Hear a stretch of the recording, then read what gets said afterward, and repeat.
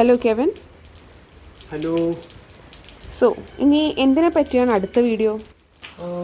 അതെന്തിനെ പറ്റിയാണ് നിൻ്റെ അടുത്ത് പറയുന്നതിന് മുമ്പ് ഈ വീഡിയോയുടെ പിന്നിലുള്ള ഇൻസ്പിറേഷൻ എന്താണെന്ന് നിൻ്റെ അടുത്ത് പറയാം. എന്തായാലും നല്ലൊരു ലാഗ് വന്നിട്ടുണ്ട് നമ്മൾ മുന്നത്തെ വീഡിയോ ചെയ്തതിന് ശേഷം.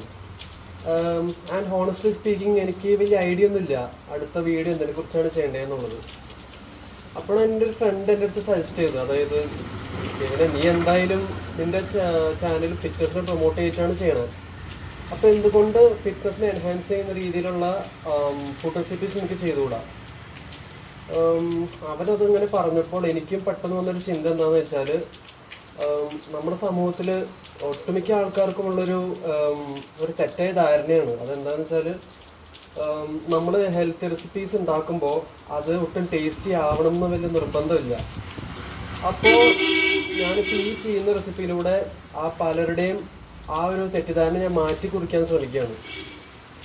സോ ഇന്ന് ഞാനിപ്പോൾ വിചാരിച്ചു, നമ്മുടെ കയ്യിൽ കുറച്ച് സോയ ചങ്ക്സ് ഇരിപ്പുണ്ടല്ലോ, അപ്പോൾ അത് വെച്ചിട്ട് നല്ല ഉഗ്രൻ സലാഡ് ഉണ്ടാക്കാമെന്ന് വിചാരിച്ചു.